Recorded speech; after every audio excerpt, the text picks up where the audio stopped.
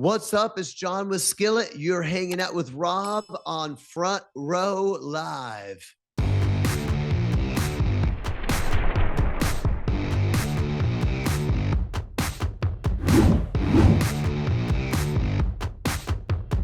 John Cooper, it's so good to reunite with you. It's been so long since the last time we spoke, and I'm super excited. There's this new album that's out now, and I feel like every time you guys release music, it's like another evolution of the band, another evolution of your vocals, your songwriting, and just, I don't know, it's just incredible every time. So congratulations with so far that success that you continue to have with Skillet. But I want to dive in and talk about this record and just how you felt that you've kind of evolved during the process of this album, Revolution.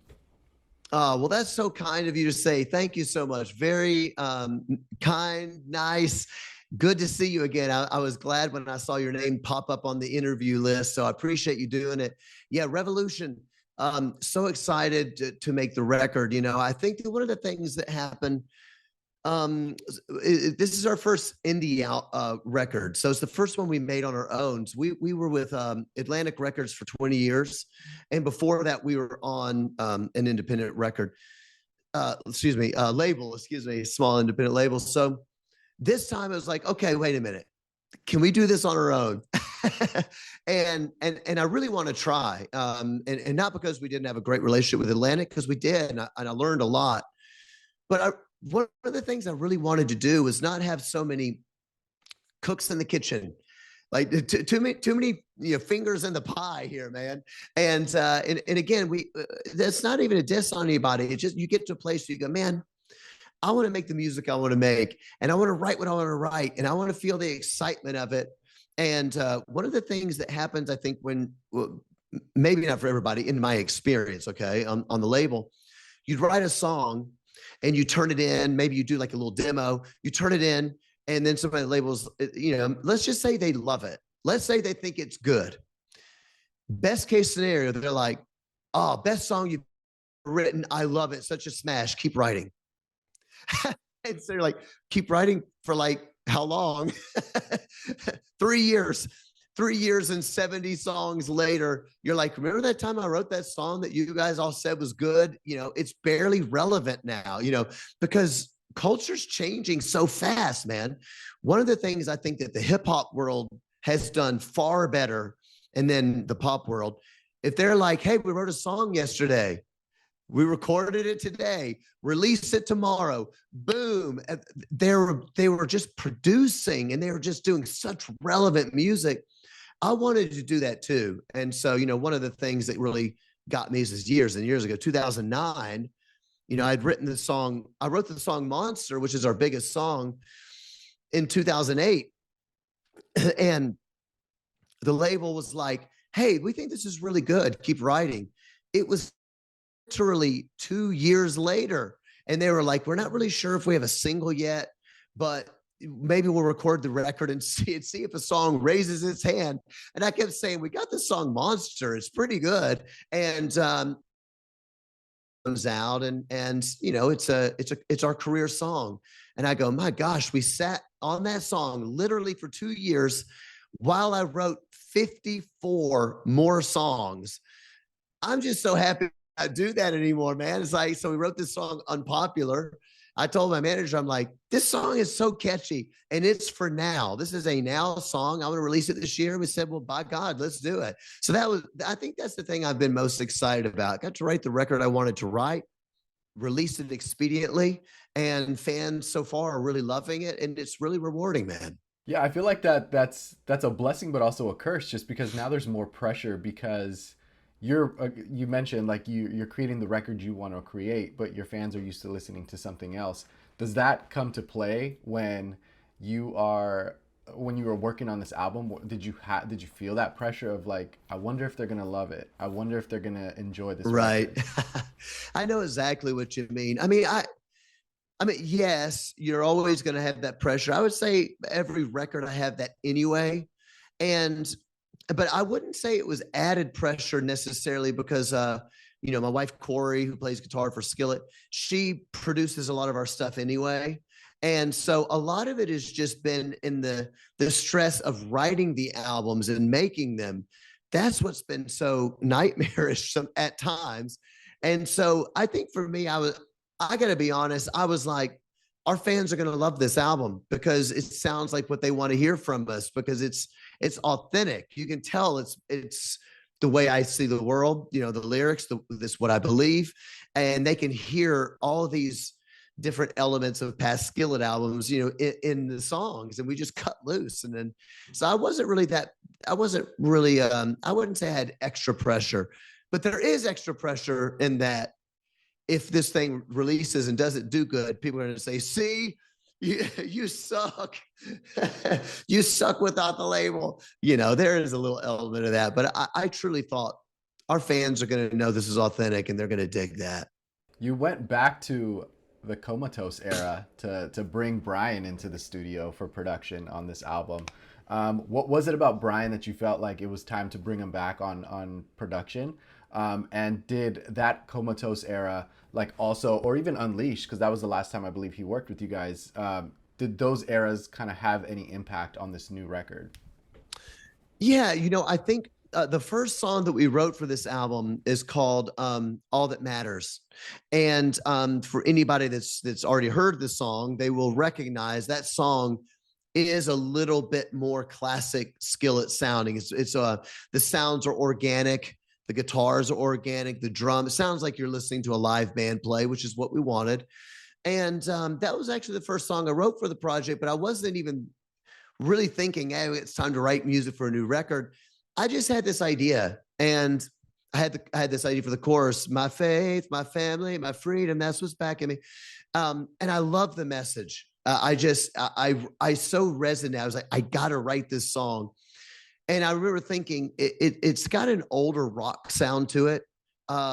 Maybe even like some modern country might be, because a lot of modern country sounds a little bit to me like rock music from the 90s or early 2000s, maybe like, I don't know, maybe Nickelback or something like that. And I thought, man, this would be a perfect song for my friend Brian Howes to help me write, because I was nervous I was going to mess it up. And I was like, so I called Brian. I was like, dude, I got this song, because he's a great songwriter. He wrote for Daughtry and Hinder and stuff like that. And I was like, I got this song and it's right up your alley. I don't want to mess it up. Help me finish writing it. And he did. And then I said, well, dude, I'm not on a label anymore. Why don't we just produce it? Like, will you just produce it for me? I mean, we're not doing a record or anything, but let's just do it. And we did it. And it came out really good and it sounded great. And I told him, I said, man, I want to make this sound like it could have been on Comatose. Kind of like the song The Older I Get from back then. Acoustic, loud guitars, live drums, you know, it sounds like you're in the room watching the band play, and just Americana. And so that was a really good thing. And it went so good. I just thought, why don't we do a couple more tunes? Because I started writing. And that's how we did Not Afraid.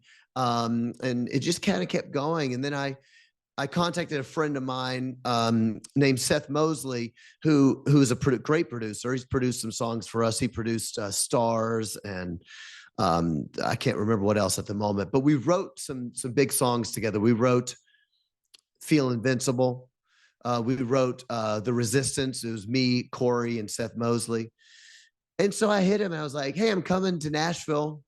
Do you have got a couple of days? Let's write some songs. And we got together. We wrote Unpopular together. I came in, I said, man, I got this song. I think it's really catchy and it's kind of funny. It kind of makes me laugh a little bit. And so we wrote that song, and it was just a fun record to make. Do you feel like this entire experience of creating this album was just fun? There was no pressure of like, there's a timeline or like we have to meet certain criteria. Like, was it like, you know, when you're a kid and you're just running around, no care whatsoever in life, nothing to worry about? Is that the same feeling that you kind of felt with this record? Yeah, I will say yes, because originally we were just gonna, like I said, I wrote that song All That Matters with Brian, and I was like, look, I don't even know if we just release the song as a single, maybe, because one of the things that I really love about hip hop, pop world, is that they're like, hey, release a song. They just do it. They don't have to release a full record or an EP. And if they release a song and people dig it, they might go, oh, hey, we're going to release a remix of it too. And we're going to get a guest artist to come sing on it. And it's fun. And you feel that inspiration. So I kind of had thought, to be honest, we're in no hurry to release an album, and we'll do a couple songs, and if people like them, then we'll release them. And if my manager or whoever's like, I don't really like that, then we don't release it. No harm, no foul. So it was just super exciting. And we were thinking about, after we had recorded 6 songs that way, we had decided to release an EP originally. I was like, oh, we'll release 4 songs in an EP, and that'll be fun.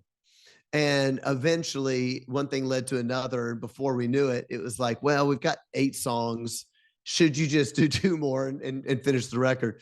But, you know, that's one of the major differences is for this album, I think we wrote 11 songs. Whereas for all of our other records, were writing 40, 50 songs. When we wrote Rise, we wrote 76 songs, and the label just wouldn't let us release it. They kept saying, no, we don't think we have the song yet. And I just said, I can never do that again. It takes all the fun out of music to where you're like, I don't even remember why I used to do this. And doing it on our own, that I'm loving it, man. I feel like a kid again. Would you say that the process of this album allowed you to, and not just you necessarily, the band as a whole, to really kind of fall in love with the creative process all over again, or just the aspect of making music as Skillet? Yeah, I honestly would say that. And some people, it might sound trite, and maybe some people listening might be like, oh gosh, so like I'm saying, poor me, I didn't like making records. No, I'm not a victim. I'm not complaining. We did what we did. I like all of our albums. So I first of all, I want to make sure I don't sound like I'm saying I don't like some of the records. I'm just saying it was like pulling teeth to make them. And let me give you an example. I was just talking about our record Rise. The very first song I wrote for Rise was called Not Gonna Die. I turned it into the label and I said, man, I love this song. It's so exciting. And they were like, I don't know, maybe keep writing. We literally, and I'm not exaggerating, we literally took 3 more years to write. I wrote 75 more songs after Not Gonna Die. We chose 12, we recorded 12, and then it came time for them to say, what should the single be? And I said, I like Not Gonna Die. I've always liked that. It's the best one. And they said no. And so they finally released Not Gonna Die as the 3rd single. And it is by far the biggest selling song on the album. And I told my manager, I said, dude, 76 songs, 3 years of writing, and the biggest song on the record, which was a gold single, is the first song I wrote. And it was like pulling teeth, and I just can't do this again, man, because I think that I know what our fans like better than the label. And that's not being arrogant. I see the fans every night. We play 130 shows a year. I see them every night. I think I know what they like. And I think that that's where the fun comes back in it. Just going, yeah, I think I know what they like about what we do. And then we just need to be real, be authentic, and then let the cards fall where they may. What song was that for this album? The one that you wrote and you were like, this is it. This is the song. Well, I have to say I felt that way about Unpopular. But I will say the Unpopular is a little different for us. So it's kind of antithetical to everything I just said. But because the song itself is a little bit tongue in cheek, and it's got this attitude to it. And if anybody hadn't heard it yet, what's wrong with you? Go out and listen to Unpopular right now. But the attitude of it is this: like, hey, I'm still me. I've been saying the same things. I haven't changed in the last 20 years.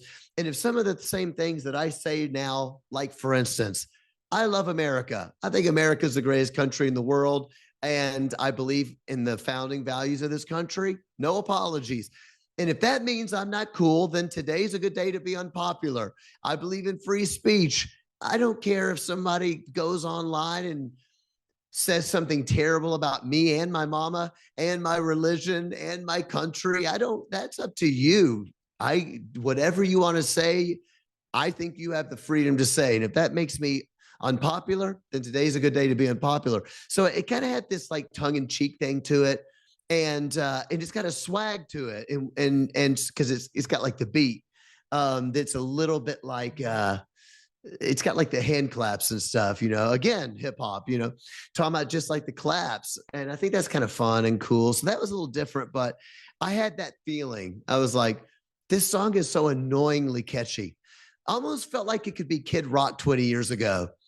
Do you know what I mean when I say that? Like, I could see him have doing that, unpopular, it's funny, I kind of liked that it made me giggle. Made me giggle, as Austin Powers said. How would you say that like this kind of impacted your vocals on this record? Just because like you obviously you do evolve, but it's like you give us a different kind of taste and sound throughout this album. So was this like a conscious decision, or was this like a natural thing that just progression that just kind of happened as you were creating more and more music for this album? I think it was just a natural progression. And I do think we've got a huge benefit that Corey does a lot of our production.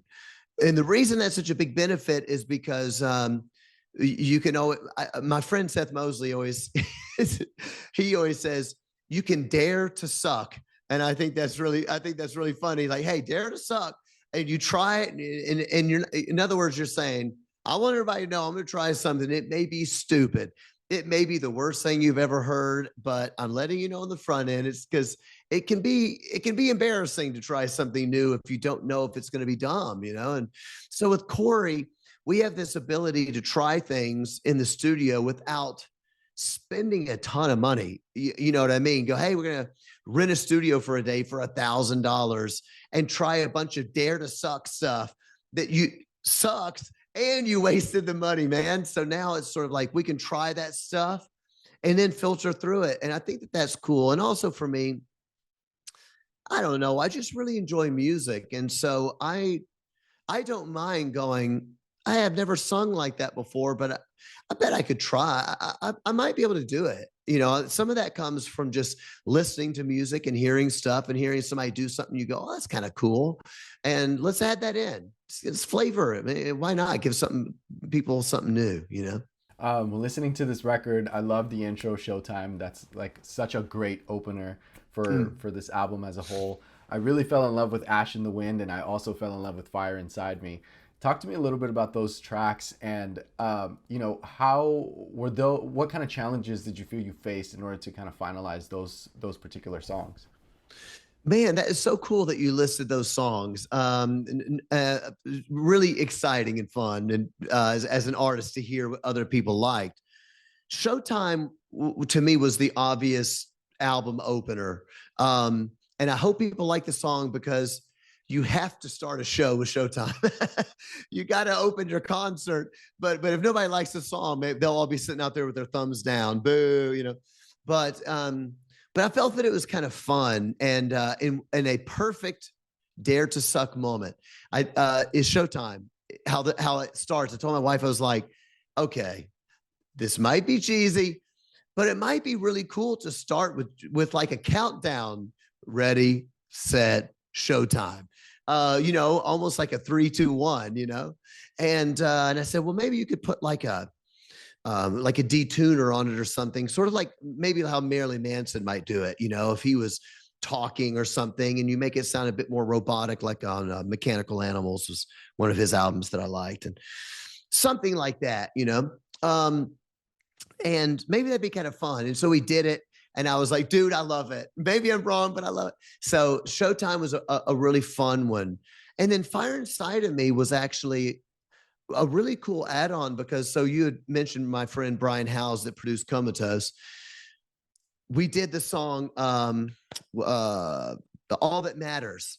And then we'd added some strings on there. And he's like, oh man, he's like, dude, this is so Comatose. And he goes, you need to write a song that's like Comatose 2.0, like the strings, make it heavy, make it sound theatrical. And I said, yeah, I can do that. I mean, that's my forte. I think I could do that all day long.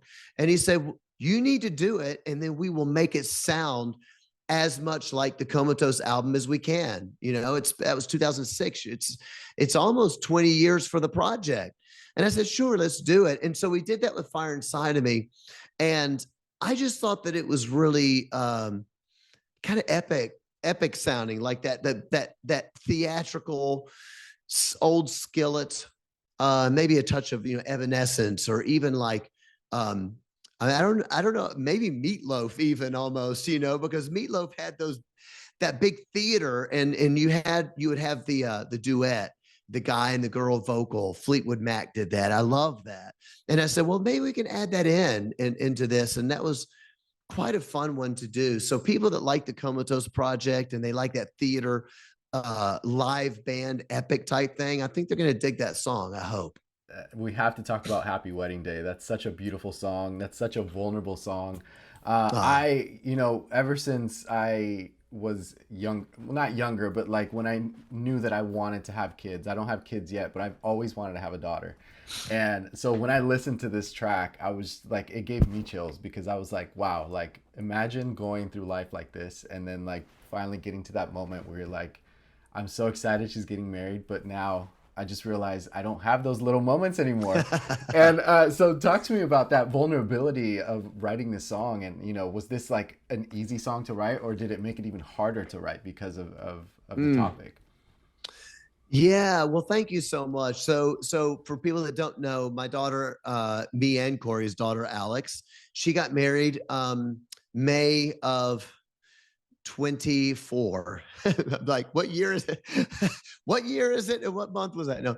And it was wonderful and all of that. And so I wrote this song for her called Happy Wedding Day. And talk about being real. All the things we mentioned earlier, wearing your heart on your sleeve. It's about as authentic as I possibly can get. And it is a very emotional song. I wasn't thinking of recording it. And to answer your question, it was the quickest, easiest song to write. I mean, I wrote the whole song in 2 hours. I mean, it was just coming out of me. I'm like, yeah, that's what I'd want to say. And I wasn't planning on recording it. I was going to sing it at the wedding, and I did sing it at the wedding, but it was a surprise. My daughter had no idea. Even Corey had never heard the song. It's the only song that I wrote alone on the album. So nobody had ever heard the song. And I was just like, Lord, I don't know if I can make it through this singing this song without like breaking down, because it is quite emotional. But I sang the song, and my manager was at the wedding, and 2 days after the wedding, we were talking. I said, hey, you got to be as honest with me as you can, because I am not objective. So just be honest with me. You heard the song I wrote for my daughter. I think it's probably good enough to go on the album, but I'm not objective. I might just be, I just might love it because it's my daughter's song. And if you think that's a bad idea, don't. He's like, oh, are you kidding me? You have to record it for the record. And he said, I think your fans will love it, because a lot of our fans remember when my daughter was born, because they've been with us from the beginning and they've seen her grow up. And a lot of fans were, I was kind of, I don't know if I'd say surprised, but I was taken aback by how many fans were like pretty emotional that my daughter had gotten married. And I'm thinking, well, that's true, because they remember when she was born, and they would watch these podcasts with, my little 5-year-old daughter talking and playing. And I don't know, they grew up with her. And so I think it's a very special moment there's not a parent in the world that it can't relate to this song. Every parent is going to remember what it was like to be like putting your kid to bed, and your bed wants another, your kid wants another story. and you are so stinking tired as a parent. You're like, no, we're not reading another story. Go to bed. Go to bed. Not a single sound. And there's not a single parent that isn't going to be like, oh, I wish I could go back and read another story, you know? So I hope people like the song. Yeah.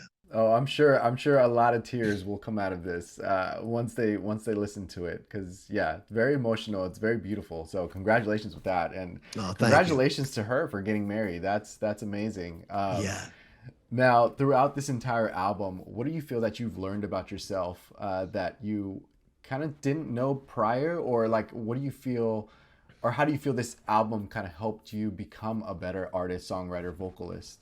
You know, I I think one of the things I really loved, we've already talked about how great it was to be able to make the record on our own. And I really love that. One of the things I think it helped accentuate is that I don't need to go outside of my lane, if you will, into things that maybe I'm just not really good at. And so, you know, you had mentioned the song Ash in the Wind. I think Ash in the Wind is one of the best songs on the album. It was the very last song we wrote, the very last song we recorded. It's the only song on the record that my wife produced on her own. And I personally think it might be the best sounding track on the record. It sounds amazing. And part of what was great about that was just being like, hey, Corey, you do that. I don't need to get involved. She's just better at it than me. I don't need to do that. And what I think that maybe I'm good at is writing lyrics, just writing what comes to me naturally, and being like, oh, I got a catchy melody. And I don't need to worry about how it would sound, how to make it sound a certain way or make it sound current or blah, blah, blah. That's her job. I mean, I may be involved, but she's just a lot better at it than me. And then I can just come up with ideas and come up with hooks that are fun and good. And so that might not sound like a big deal, but it actually is, because when you have been doing music for 30 years, nearly 30 years, I should say, Skillet's celebrating 28 years this year. You don't want to get stuck in a rut. You know what I mean? To where you're just like, I've said all that I want to say, but you also don't want to be like chasing the elusive, you know, the white rabbit. You're chasing the white rabbit. Oh, I gotta stay in it and find something cool because nobody's gonna like my stuff, and I'm old and I'm irrelevant. You don't need to feel like that either. You just need to not be scared to try some new things, but also don't feel like you have to try new things. Maybe you don't. AC/DC doesn't need to try new things. Please don't. AC/DC is perfect the way they are. Metallica, perfect the way they are. Don't change. And then you have other acts that seem to be able to evolve eternally, and not everybody can do that. U2 is a band that did that really well. Coldplay did that really well. Everybody can, and not everybody needs to. Well, John, I'm excited for everyone else to listen to this album. I'm excited to experience this album live, but I'm a little bummed I don't see an LA show yet. So hopefully you can come back to LA, because I need some more Skillet in my life. But thank you so much for reuniting with me. It's always a pleasure talking to you, and I'm looking forward to the next one. Well, likewise. Thank you so much, brothers. Great chatting again. Everybody go out there and keep rocking. Love you guys.